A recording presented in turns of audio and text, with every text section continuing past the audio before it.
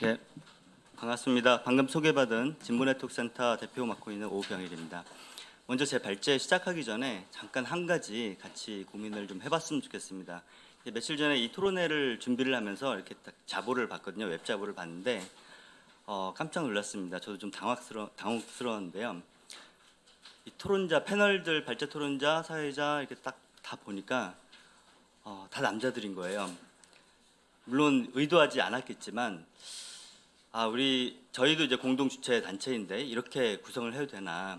그러니까 우리가 정말 의식적으로 노력하지 않으면 그냥 우리가 생각하는 자연스러운 어떤 이런 편향이라든가 이런 것들이 그대로 또 이렇게 현실에 이제 반영이 되겠구나.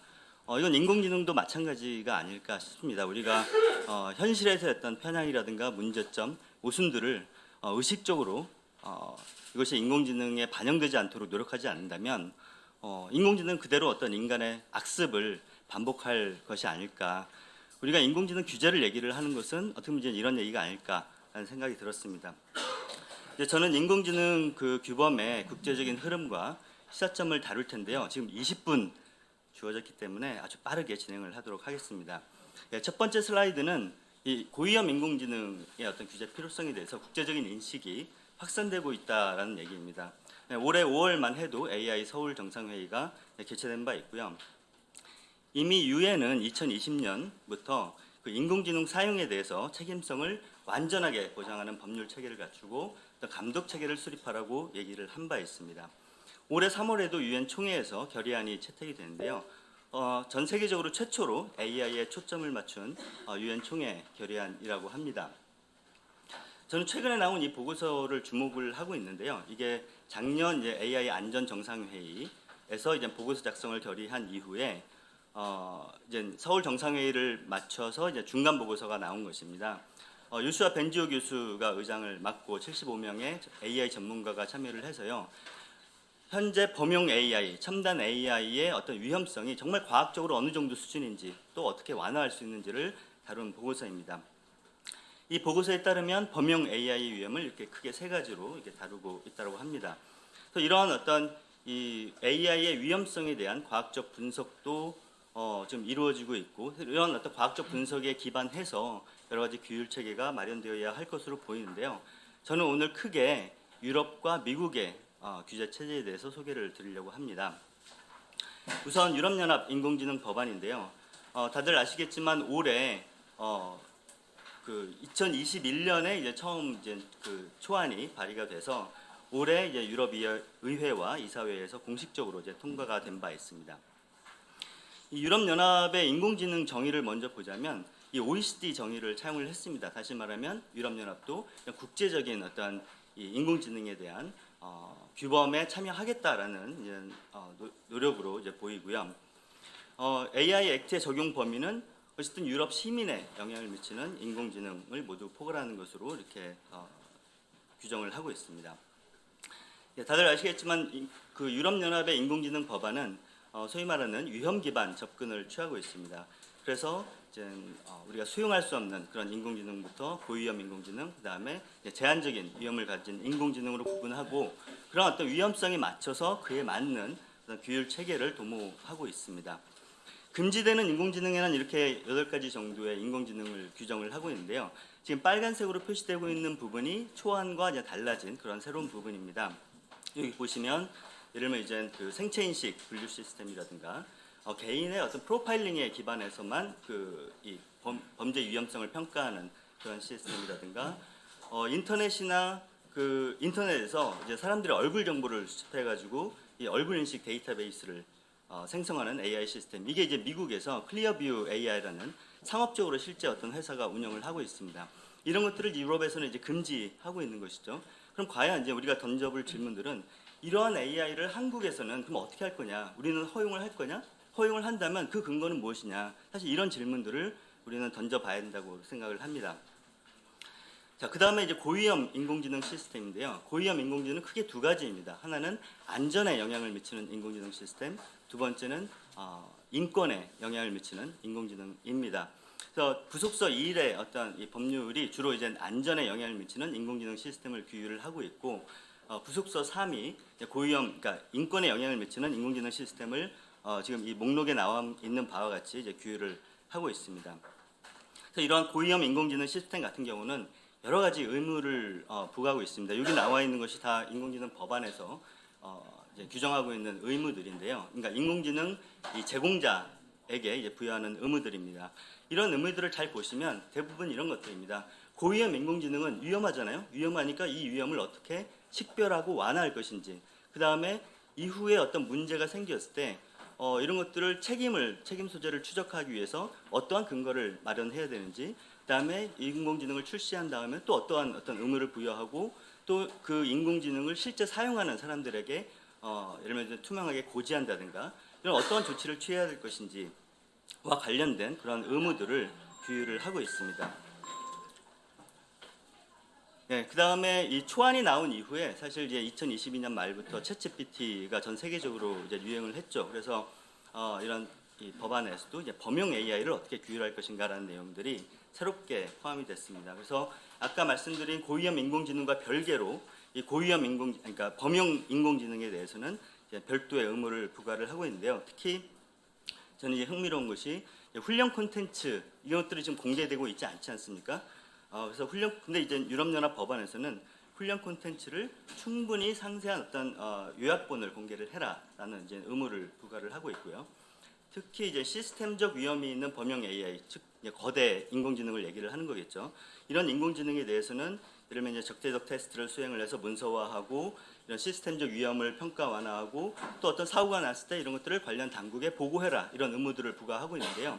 이후에 다시 보시겠지만 이런 의무들은 사실 유럽연합뿐만이 아니라 미국의 행정명령에서도 동일하게 나타나 있습니다. 자, AI를 규율하기 위한 거버넌스 체계에서는 우선 AI 사무국, AI 오피스라는 것을 새롭게 신설을 했습니다. 유럽연합 집행위원회 산하에 설치가 돼 있고 이 인공지능 법안의 전반적인 이행과 준수를 감독하게 됩니다. 그리고 이제 회원국 각국의 대표로 구성되는 유럽 인공지능 이사회가 있고요. 그 외에 여러 가지 자문 포럼을 두도록 하고 있습니다. 각 국에서는 이 그림의 이제 저 오른편에 있는 게 이제 각 국에서의 어떤 조치인데요. 각 국에서는 하나는 이제 notifying authority가 있는데 이거는 이제 각 국에서 어떤 인공지능의 위험성을 검증할 수 있는 그런 인증 기관을 이제 지정하는 기관이고요. 또 하나는 시장 감시 그 당국을 이제 지정을 하도록 하고 있습니다. 물론 이 두 기능을 한 기관이 실제로는 이제 맡을 수도 있습니다. 뭐 실제 사실 유럽연합 집행위원회의 역할이 상당히 이제 강화되어 있는데 사실 기존에 이제 의회가 내는 법안은 유럽연합 집행위원회보다는 좀 더 이제 독립적인 기구를 상정을 했습니다만 결국은 집행위원회가 좀 주도적인 역할을 하는 방향으로 이렇게 타협이 된 것 같습니다. 이 인공지능 시스템을 이제 개발하고 제공하는 사업자 외에 그걸 실제 사용하는 이제 사용자. 근데 이제 초안에는 사실 유저라고 들어가 있는데 이제 최종안에는 디플로이어라고 이제 표현이 바뀌었습니다. 실제 사용하는 이제 사용자의 의무도 규정을 하고 있고요. 26조에서 이런 다양한 의무를 부여를 하고 있는데 특히 공공기관 같은 경우에는 이런 인공지능 시스템을 도입하기 이전에 기본권 영향 평가를 시행을 해야 된다라고 이제 규정을 하고 있습니다. 그 외에 이제 많이 이제 회자가 되고 있지만 뭐 여러 가지 워터마킹이라든가 그다음에 딥페이크의 어떤 위험성을 방지하기 위해서 내가 인공지능과 소통하고 있다는 것을 알릴 수 있도록 하는 그런 투명성 의무를 부과를 하고 있고요. 우리가 주목해봐야 될 또 하나의 지점은 영향을 받는 사람의 권리를 규정을 하고 있다는 것입니다. 현재 국내에 발의된 인공지능 법안은 사실 이에 대한 언급이 없거든요. 우리가 일반 인터넷 이용자와 다르게 인공지능 같은 경우는 인공지능을 개발 제공하는 사업자가 있고 그다음에 인공지능을 실제 사용하는 사업자가 있죠. 보건의료 시스템이라면 개발자와 별개로 병원이나 의사가 그런 디플로이어, 그러니까 사용자가 되겠죠. 하지만 환자들은 영향을 받는 사람이 될 것입니다. 실제 인공지능에 부정적 영향을 받는다면 환자들이 되겠죠.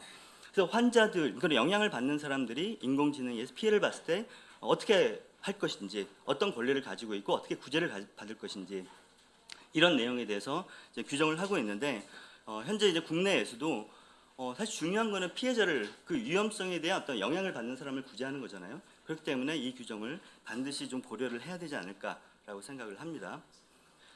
예, 벌칙은 이와 같은데요. 이제 대부분은 이제 고위험 인공지능 시스템에 대한 의무 위반에 대한 이제 뭐 처벌일 텐데 여기에 대해서는 그 총 매출액의 최대 3%의 과징금을 부과할 수 있도록 이렇게 하고 있고요.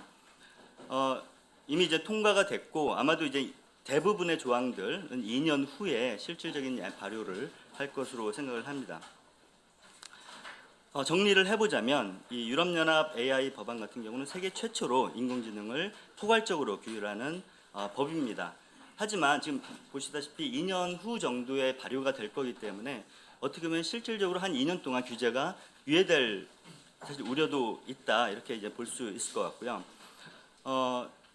유럽연합은 AI 혁신을 촉진하면서도 시민의 안전과 인권에 중심을 둔 접근을 두고 있습니다. 물론 유럽의 시민사회단체나 아니면 유럽 의회에서 제안한 법안보다는 상당히 많이 이제 후퇴를 한 것도 사실입니다. 하지만 이제 상대적으로 보자면 안전과 인권에 중심을 두었고, 물론 그럼에도 불구하고 유럽연합 역시 인공지능의 어떤 이 산업 발전을 이제 추진을 하고 있고, 이 AI 액트에서 보더라도 제가 소개는 안 드렸습니다만은 이런 규제 샌드박스 조항과 같이 어떤 혁신을 위한 그런 조항들도 포함을 하고 있습니다.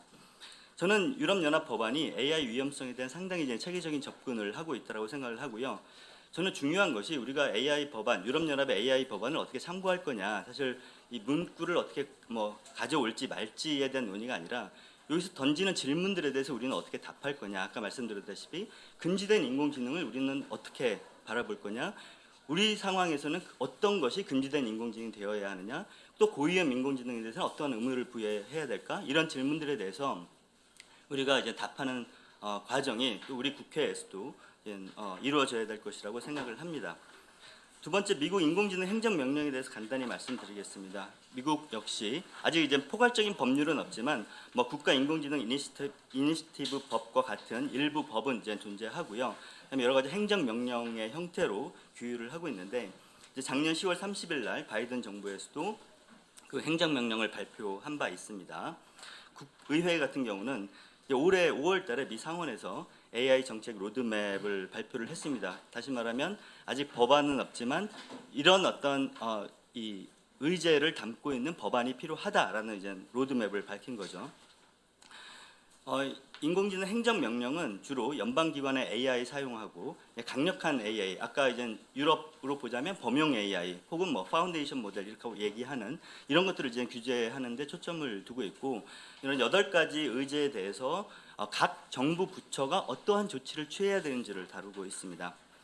이러면 인공지능의 안전과 보안 측면에서는 이 강력한 AI 시스템 개발자로 하여금 안전 테스트를 하고 그 결과와 중요 정보를 미국 정부에 공유하도록 요구를 하고 있는데요. 아직 미국은 법이 없잖아요. 그렇기 때문에 국방물자생산법이라는 것에 근거를 해서 그러한 어떤 요구를 하고 있습니다. 여기 보시면 사실은 유럽연합의 그런 규율하고 유사하다 이렇게 볼 수 있고요. 그다음에 AI 생성 콘텐츠에 대해서도 인증하게 하고 워터마킹을 라벨링을 하도록 하는 그런 지침도 마찬가지로 가지고 있습니다. 그 외에 혁신과 경쟁을 촉진하는 내용, 근로자를 지원하는 내용, 평등과 시민권을 보호하는 내용, 그리고 소비자를 보호하는 내용, 개인정보를 보호하는 내용 등의 여러 가지 이제 규율들을 하고 있는데 특히 미국은 이제 연방 차원의 개인정보 보호법이 없다 보니까 근데 이제 인공지능은 개인정보와 또 밀접한 연관이 있잖아요. 그렇기 때문에 초당적인 연방 개인정보 보호 법안을 제정해라라는 것들을 또 의회에 요구하고 있기도 합니다. 무엇보다 연방 정부의 AI 활용 증진을 내용으로 하고 있는데 AI를 연방 정부에서 잘 활용을 해라라는 것과 함께 책임성 있는 활용을 위해서 각 기관은 최고 인공지능 책임자를 지정을 해라. 그리고 각 기관 내부에 인공지능 거버넌스 위원회를 신설해라라는 내용을 담고 있고 그다음에 이런 위험을 관리하기 위한 최소한의 관행을 수립을 해라. 이건 뒤에 다시 자세하게 말씀드리도록 하겠습니다. 그 외에 그러니까 해외에서 미국의 리더십을 강화해야 된다라는 의지를 담고 있습니다. 이 행정명령 이후에 그 관리예산실에서 이 행정명령을 이행하기 위한 여러 가지 가이드를 내왔는데요. 여기 보시면 공공기관은 모든 AI에 대해서 목록을 OMB에 제출하도록 하고 있습니다. 마치 국내에서 모든 공공기관은 개인정보 파일을 개인정보보호위원회에 제공을 해야 되잖아요. 마찬가지로 모든 AI 사용 사례를 OMB에 제출하도록 하고 있고 그다음에 안전과 권리에 영향을 미치는 AI에 대해 위험 관리를 위한 최소 관행을 여기서 이제 규정을 하고 있습니다. 그러니까 어떠한 조치를 취해야 되는지 이제 규정을 하고 있는데요. 그래서 재미있는 거는 유럽과 마찬가지로 미국도 안전과 권리 이 두 가지 측면에서 AI의 어떤 고위험 AI를 이제 다루고 있다라는 것입니다. 그래서 예를 들어서 안전에 영향을 미치는 AI가 뭐냐라는 어떤 목록들을 제공을 하고 있고요. 두 번째는 인권에 영향을 미치는 AI가 뭐냐 이런 것들을 아까 말씀드린 OMB 지침에서 상세하게 이제 규정을 하고 있습니다. 그래서 이런 안전과 권리에 영향을 미치는 인공지능의 위험 관리를 위한 최소한의 관행으로서 예를 들어서 AI 영향 평가를 수행을 해라. 그리고 이런 것들은 독립적으로 평가를 해야 되고 도입한 이후에도 지속적인 모니터링을 해야 된다. 이런 내용들을 담고 있고요. 특히 이제 권리에 영향을 미치는 인공지능에 대해서는 이제 추가적인 지침을 내리고 있는데 영향을 받는 사람과 소통해라, 협의해라라는 내용들, 혹은 이제 도입하는 동안에도 이제 사람이 감독할 수 있도록 하고 구제 절차를 마련하고 어떤 이 인공지능의 대상이 되는 사람이 원하지 않을 경우에는 옵트아웃 할 수 있는, 거부할 수 있는 그런 권리를 보장해라. 이러한 조치를 취할 수 없을 경우에는 올해 말까지 인공지능을 사용하지 말아라라고 어떻게 보면 이제 강력하게 이런 요구를 하고 있는 것이죠. 이번 주 월요일 날 그 국가인권위원회에서 인공지능 인권 영향평가 도구안을 발표를 한 바인데요. 지금 보시는 이런 내용들이 사실은 도구안, 우리나라에서 발표한 도구안과 상당히 어떤 유사한 취지의 내용들을 담고 있습니다. 다시 말하면 이런 국제적으로 이런 규범의 내용들이 서로 어떤 이 참조를 하면서 유사하게 가고 있음을 이제 볼 수가 있습니다. 미 상원 AI 정책 로드맵은 이제 작년에 9차례 이제 포럼을 거쳐서 이런 9가지의 이슈들을 이제 제안을 했는데 여기 보시면 이제 미국의 AI 혁신을 지원하겠다라는 그런 의제도 있지만 AI가 노동에 미치는 영향, 그다음에 영향력 있는 AI가 미치는 영향에 대해서 어떻게 이제 대응을 할 것인지, 선거와 민주주의에 미치는 영향을 어떻게 대응할 것인지 이런 주요한 내용에 대해서 다시 말하면 이 로드맵은 이러한 점들을 고려해서 입법이 필요하다라는 입법 제안을 하고 있는 것이다라고 볼 수 있습니다. 물론 미국의 시민사회는 아니 작년 초부터 입법한다고 해놓고 왜 이렇게 늦냐라고 하면서 이제 좀 불만을 제기하고 있는 상황이기도 하고 섀도우 리포트를 여기에 대해서 발간을 해서 여기에 빠진 이슈들이 많다라고 하면서 이제 비판을 하고 있는 상황입니다. 인공지능 행정명령을 보면 그 AI의 부정적 영향에 대한 인식을 하고 있고 책임감 있는 AI 사용을 위한 대책에 초점을 맞추고 있습니다. 더불어서 글로벌 AI 규범 형성을 위한 미국의 리더십 회복을 얘기하고 있는데 사실 그 이전에 개인정보나 플랫폼 규제에 대해서는 사실 미국이 많이 유럽에 비해서 이런 글로벌 규범 형성에 있어서 뒤처져 온 게 사실이거든요. 그렇기 때문에 AI에 대해서는 우리가 규범 형성에 앞장서겠다라는 의지를 표명을 했는데 이제 어떻게 될지 지켜봐야 될 것 같습니다. 일단 유럽은 먼저 입법을 했기 때문에 이제 미국에서 어떻게 나오는지 좀 봐야 될 것 같고요. 결국은 이제 공공기관에 대한 규율이긴 하지만 결국은 이제 민간에서 제공하는 개발하는 AI에 영향을 미치게 됩니다. 왜냐하면 민간 개발 AI를 공공 영역에서 채용하게 될 테니까요. 전반적으로 정리를 하자면 고위험 AI의 규제 필요성에 대한 공감대가 형성되고 있다. 특히 유럽이든 미국이든 이런 위험 기반 접근을 취하고 있다라는 걸 알 수가 있고요.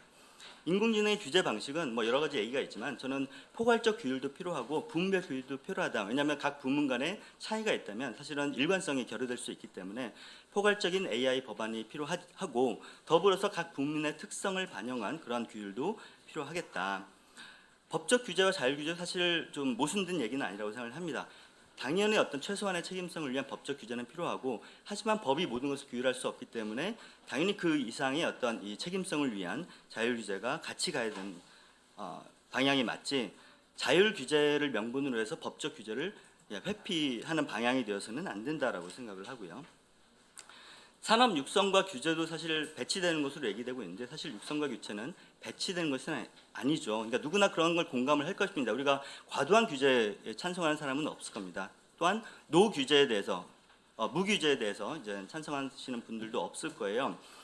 AI 산업의 어떤 발전을 위해서도 가드레일을 적절하게 설치를 해주는 것이 필요합니다.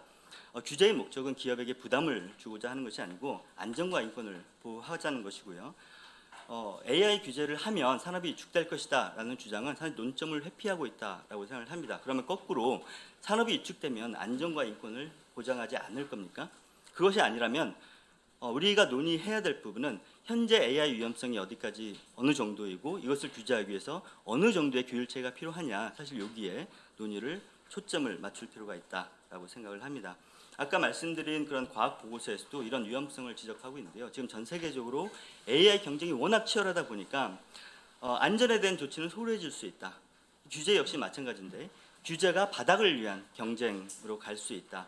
근데 한국에서 역시 이제 이런 우려를 한국의 어떤 상황에서도 제기하지 않을 수 없고요. 마지막으로 이런 인권, 안전, 민주주의에 기반한 AI 가버넌스가 필요하고 또한 우리나라의 어떤 규율체계가 우리만의 어떤 그런 것들이 아니라 지금 말씀드린 그런 국제적인 규범과의 어떤 조화를 꾀할 필요가 있지 않을까 생각을 합니다. 이상 제 발제 여기서 마치도록 하겠습니다. 감사합니다.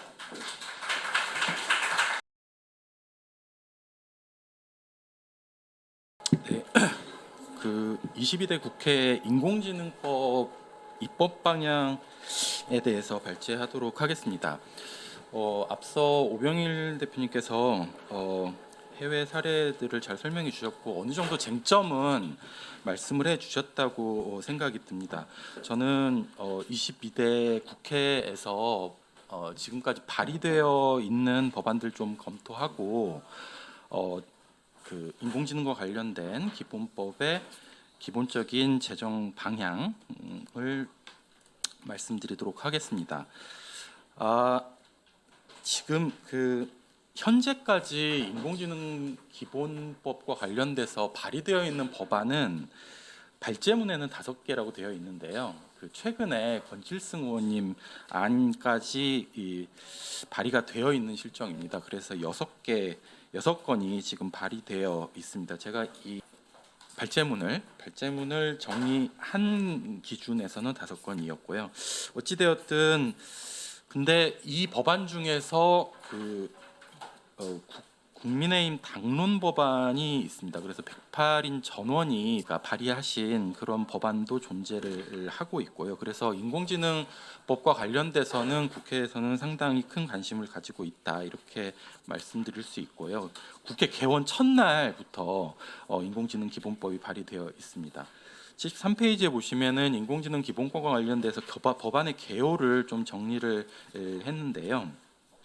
법안의 제목을 보시면은 이제 대체적으로는 비슷비슷한 법안 제목들을 가지고 있는 것을 보실 수가 있습니다. 대개는 이제 산업 육성 그리고 신뢰 확보 두 가지 키워드를 가지고 법안의 제목이 구성되어 있는 것을 보실 수가 있습니다. 법안의 체계는 대개 이제 법안들이 다 비슷비슷하고요. 서로 상호 참조를 하고 있기 때문에 조금씩 내용이 다른 내용들은 있지만 비슷한 표현들 구성을 가지고 있고 대개는 한 5개 장 정도의 한 30개 정도의 조문으로 구성이 되어 있습니다. 좀 특이했던 거는 이제 조인철 의원님 안 같은 경우에는 인공지능 실증 규례 특례가 들어있고 비상정지 규정이 들어있다라고 하는 거 좀 특이했고요. 민영배 의원님 안 같은 경우에는 이제 인공지능위원회가 국가 인공지능위원회뿐만 아니라 지역 인공지능위원회도 구성하는 걸로 했고 그 비교적 최근에 발의됐던 김성원 의원님 안 같은 경우에는 21대 때 있었던 우선호용 사후 규제 원칙을 아직까지 규정을 하고 있는 것도 확인해 보실 수가 있습니다. 74페이지에 보시면은 법안의 전반적인 구성을 서술을 하고 있는데요. 그래서 말씀드렸듯이 한 5개 장 정도로 구성이 되어 있습니다. 법안의 주요 내용은 75페이지에 간단하게 좀 요약을 해봤는데요. 크게 4가지 정도로 요약이 되는 것 같습니다.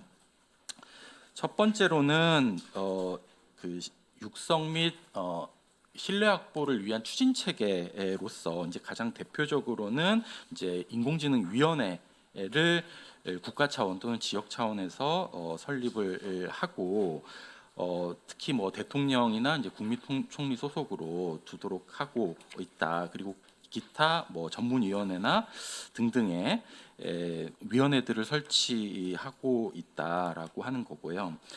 두 번째는 이제 산업 육성의 관점에서 여러 가지 지원책들이나 여러 가지 제도들을 규정을 하고 있습니다. 그래서 인공지능 기술 개발, 안전한 이용 지원 사업 실시할 수 있도록 하고 기술을 표준화하는 규정 등등을 두고 있습니다. 세 번째로는 신뢰 확보 규정인데요. 법안의 전반적인 내용들은 경향적으로는 이제 그 신뢰 확보보다는 산업 육성에 조금 더 방점을 두고 있는 것 같습니다. 그래서 신뢰 확보와 관련돼서는 그다지 그러니까 체계적으로 규정을 하고 있지 않은 것으로 평가가 되지 않나 이렇게 생각이 듭니다. 그래서 특히 이제 윤리 원칙들을 굉장히 강조하고 있다. 이거 다시 말씀을 드리겠지만 그런 것들이 좀 특징적이었고요. 그밖에 뭐 신뢰성 검인증 지원 사업 추진을 한다. 그러니까 검인증을 한다는 얘기가 아니라 검인증 사업을 할 때 그것을 지원해 준다. 이런 취지의 규정들을 보이고 있습니다. 그다음에 고위험 위험 고위험 영역 인공지능을 확인하거나 이제 고지해야 하는 의무들을 부과하고 있는 것들도 볼 수 있고 최근 이제 경향성 때문에 이제 생성형 인공지능과 관련된 규정도 두고 있는 것을 확인해 볼 수가 있었습니다. 그리고 나머지는 이제 보충식입니다. 22대 때 지금까지 발의되고 있는 이제 인공지능법의 문제점들을 한 6가지 정도로 정리를 해봤는데요. 간단하게만 이제 말씀을 드리도록 하겠습니다. 첫 번째 말씀드릴 것은 인공지능 정의 규정입니다. 대개 인공지능이 이제 다음 그 76페이지에 보시듯이 정의가 되어 있습니다. 그런데 그리고 이제 안철수 의원님만 같은 경우에는 자율성을 가지고 외부 환경 또는 입력에 적응하여 이런 표현이 첨가가 되어 있어서요. 이거는 이제 유럽연합 AI 액트를 좀 응용한 것으로 보이는데 그 외에 나머지 법안들은 대부분 다 학습, 추론, 지각, 판단, 언어 이해 등 인간이 가진 지적 능력을 전자적 방법으로 구현한 것 이것을 이제 인공지능으로 정의를 하고 있는데요. 참고로 유럽연합 AI 액트 같은 경우에는 인공지능을 정의하고 있는 게 아니라 인공지능 시스템을 정의하고 있습니다. 특히 유럽연합 AI 액트의 인공지능 시스템의 정의상으로 보실 때 두 가지 특징이 있는데 명시적 또는 묵시적 목적을 위하여 이런 규정을 가지고 있고 다양한 수준의 자율성을 가지고 작동하도록 설계된 기계 기반 머신 베이스죠. 그래서 기계 기반 시스템을 말한다. 이렇게 규정하고 있다는 거죠. 이게 무슨 뜻이냐면은 인공지능의 발전을 인공지능 정의 자체에서 내포하고 있다는 거죠. 그래서 인공지능이 앞으로 다양한 자율성들을 가지고 변화할 수 있다라고 하는 것을 인공지능 정의 자체가 그 역동성을 포함하고 있다라고 이야기를 할 수가 있습니다. 그런데 우리나라 인공지능법의 인공지능 정의는 사실 이게 이제 지능정보화 기본법의 그 기본적으로는 규정되어 있는 것에 몇 가지 요소들을 그러니까 덧대는 방식을 취하고 있습니다. 그러니까 인공지능 그 자체의 정의를 조금 더 치열하게 이렇게 살펴보려고 하거나 아니면은 그 역동성이나 변화 가능성을 그 안에 포함하려고 하는 노력은 보이지 않습니다. 그래서 시민사회가 제안하고 있는 인공지능 정의는 물론 이 정의도 조금 더 계속해서 세공해 나가야 될 측면이 있지만 77페이지 아래쪽에 보시는 것처럼 좀 제안을 해봤으니까 참고해 주시기 바랍니다. 78페이지 보시면은 그 금지 인공지능과 관련된 내용들을 서술해 봤는데요. 이 법안들의 가장 중대한 문제점 중에 하나는 이 금지 인공지능에 대한 규율이 거의 부재하다는 것입니다. 그 아까쯤 말씀드렸던 이제 권칠승 의원님 안 같은 경우에는 금지 인공지능을 규정을 하고는 있습니다. 그런데 지금 살펴보실 것처럼 금지 인공지능 어떠한 것들이 금지되느냐에 대해서는 이야기를 하지 않고 그냥 금지 인공지능이 존재한다. 그리고 그것들이 금지된다. 그런데 그것들에 대한 자세한 내용은 대통령령으로 한다. 이렇게 규정이 되어 있고요. 나머지 법안들의 경우에는 금지 인공지능의 규율 자체가 없다라고 하는 거죠. 그래서 유럽연합에서는 지금 이제 잠재의식 활용 조작하는 거, 그다음에 예를 들면 사회적 약자 취약성 공격하는 거, 그다음에 사회적 점수와 관련된 소셜 스코어링 인공지능 이런 것들은 다 금지하고 있습니다. 그래서 이런 금지된 인공지능 좀 참고해서 우리 법안에서도 금지 인공지능을 좀 규율을 해야 되지 않을까. 물론 금지 인공지능은 굉장히 강한 규율이기 때문에 조금 더 제한적이고 좀 더 명확하게 규정할 필요는 있다고 생각이 듭니다. 그런데 아예 금지에 대해서 침묵하는 것은 법안의 기본적인 성격을 좀 정하고 있는 게 아닌가 이제 그런 생각이 들고 21대 때 논란이 많았던 이 이른바 포괄적 네거티브 규제, 그러니까 우선적으로 다 허용을 하고 사후적으로 규제하자라고 하는 원칙이 사실상 비판 때문에 명문의 규정으로는 사라졌었습니다. 그런데 이게 암묵적으로는 금지에 대해서 침묵함으로써 사실상 암묵적인 지도 원리로 작동하고 있는 거 아닌가라는 의심도 하게 됩니다. 79페이지 이하에서 금지 인공지능의 기본적인 제정 방안과 관련돼서는 서술을 했으니까요. 참고를 해주시면 되겠습니다. 80페이지 이하에서 유럽연합의 금지 인공지능 관련된 규정을 상당히 길게 인용을 한 이유는요. 외국에서는 그러니까 세계적으로는 금지 인공지능과 관련돼서 이렇게 굉장히 자세하게 규정을 하고 있다라는 것을 좀 보여드리기 위함입니다. 88페이지에 보시면은 고위험 인공지능 규율과 관련된 내용인데요. 법안에서는 고위험 영역 인공지능이라고 해서 규율을 하고는 있습니다. 그런데 이게 굉장히 불완전하게 규정이 되어 있고요. 법안이 기본적으로는 이런 식으로 규율을 하기 위해서는 법안의 내용을 읽어보고 그것이 이제 하위 입법으로 위임을 하거나 유보를 할 때는 그 법안의 내용 자체로 좀 그 내용을 보고 예측 가능해야 합니다. 그런데 우리 법안들을 보면은 그것이 굉장히 산발적이고 제한적으로 규정을 하고 있기 때문에 예측 가능하지 않다. 특히나 인권이나 또는 국민의 권리와 관련돼 가지고는 굉장히 예시가 굉장히 제한적이라고 할 수가 있습니다. 그래서 우리 법안에서는 90페이지 맨 위인데요. 에너지, 먹는 물 공급, 그다음에 보건의료 등등을 고위험 영역으로 설정을 하고 있는데요. 그 외에 수사기관의 수사나 재판, 선거, 출입국 이런 공공 영역에서의 고위험 영역 인공지능에 대해서는 규율하고 있지는 않다. 그리고 찾아보시면은 이제 인권이나 권리와 관련돼서는 채용, 대출 심사 등 이렇게 하고 끝나버리는 거죠. 그러니까 과연 채용, 대출 심사 등 이것만 보고 국민의 권리에 중대한 영향을 미치는 고위험 영역의 인공지능이 무엇인지에 대해서 예측 가능한가라고 하는 것은 생각해 볼 필요가 있습니다. 네 번째는 제재 규정이 굉장히 미비하다라고 하는 건데요. 표현을 미비하다라고 얘기했지만 사실상 없는 것과 마찬가지입니다.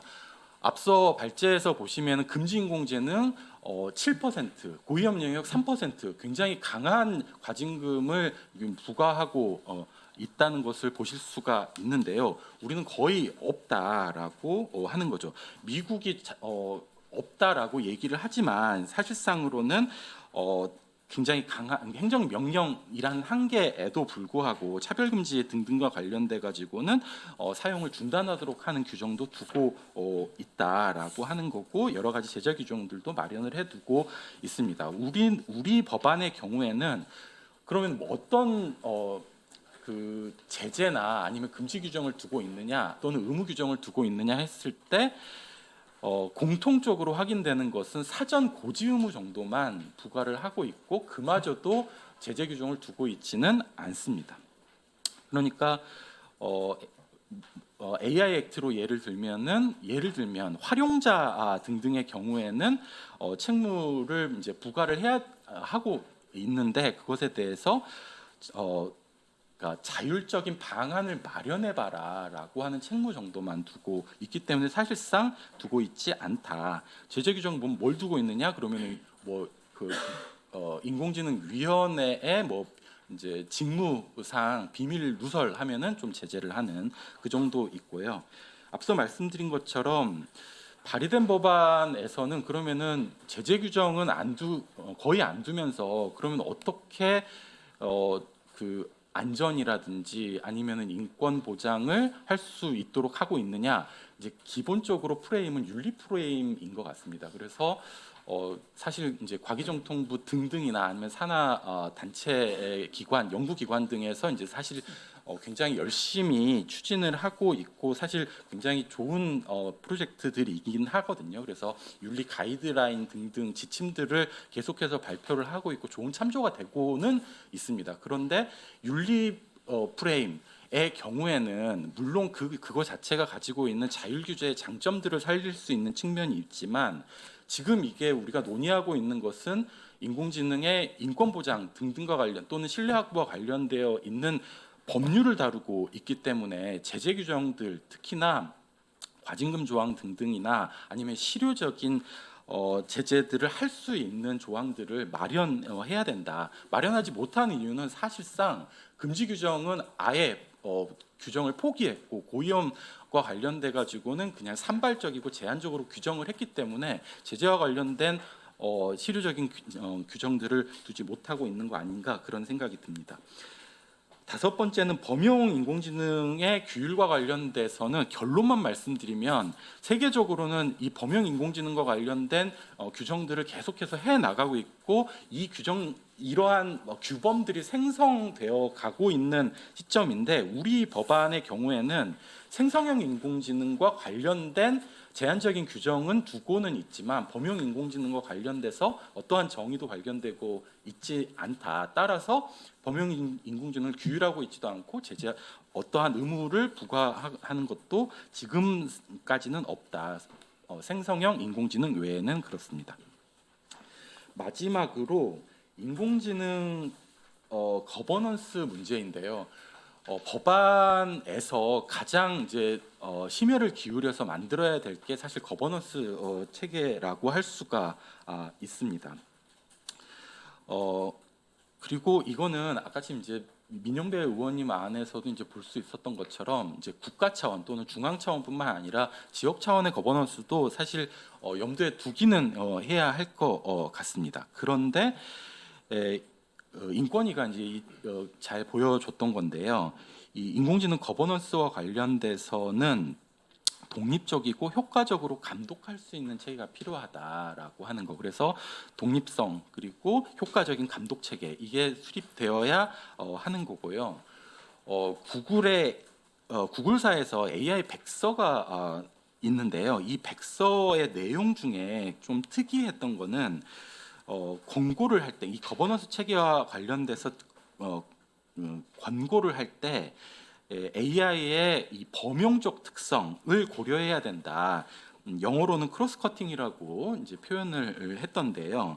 그러니까 AI가 이제 굉장히 여러 산업 분야 또는 전 사회에 적용될 수 있는 성격을 가지고 있고, 그렇기 때문에 한 기관에서 이거를 주도하는 거버넌스 체계는 사실상 공고하고 있지 않습니다. 그래서 좀 강조를 드렸던 게 96페이지에 보시면은 기관 간 기구 기구를 설립을 해야 된다, 구축할 필요가 있다, 이렇게 이야기를 하고 있다는 거죠. 요약하자면은 거버넌스 체제는 독립적이어야 되고, 그 다음에 전 사회 또는 전 부처를 가로질러야 하는 특성을 가져야 합니다. 우리 법안의 경우에는 기본적으로는 국가인공지능위원회 체제를 염두에 두고 있는 것 같고요. 인공지능위원회의 소속은 이제 크게는 두 가지인 것 같습니다. 그래서 대통령 소속 아니면 국무총리 소속. 그런데 이게 이제 국가위원회가 이제 대개는 이 법안에서 30명 내지 50명 사이 이렇게 구성이 되어 있고, 위원장 대통령 소속이면 대통령이 위원장 뭐 이런 식입니다. 그런데 사실 위원회가 한 30명에서 50명 정도 되고 대통령 앉아 있으면 사실 이 위원회가 실질적으로 뭔가를 심의하거나 의결할 수 있는 기구일까라고 하는 의문은 듭니다. 그러니까 실무 조직을 마련하고 있는 게 아니고 실질적으로 실무를 하고 있는 것은 이 해당 법원의 주무부처인 과기정통부가 될 수밖에 없다라고 이야기할 수 있고, 그럼 과연 그런 기구가 독립성을 가질 수 있을까라고 하는 것은 의문부호가 찍힐 수밖에 없다라고 말씀드릴 수밖에 없습니다. 그래서 인공지능과 관련된 감독 거버넌스는 이 범부처적으로 상충하는 이해관계들을 조정할 수 있는 부처 또는 기관에 소속이 되어야 하지 않을까라는 생각입니다. 그래서 마지막으로 인공지능 법안, 지금까지 마련되어 있는 인공지능 법안의 경우에는 첫째로는 세계적인 글로벌 스탠다드에 한참 미달한다라고 하는 거고요. 이게 왜 이제 글로벌 규범 스탠다드가 필요하냐 했을 때, 이게 인공지능 산업 자체가 국내에만 적용되는 게 아니라 역외 시장으로 나가야 할 텐데, 규범의 상호 운용성도 사실 생각을 해야 되고, 규범도 표준화 되어서 유통되어야 한다라고 하는 거. 그래서 자국 토종 AI 산업 물론 중요하다고 생각이 듭니다. 그런데 그것들이 갈라파고스화 되지 않고 세계 시장에서 통용되기 위해서는 인공지능 규범 자체도 세계적인 표준에 맞춰야 하지 않을까. 물론 우리나라 법제도 내부에서도 그 실효성이라든지 체계성 같은 것들을 마련해 둘 필요도 있습니다. 이상입니다. 감사합니다.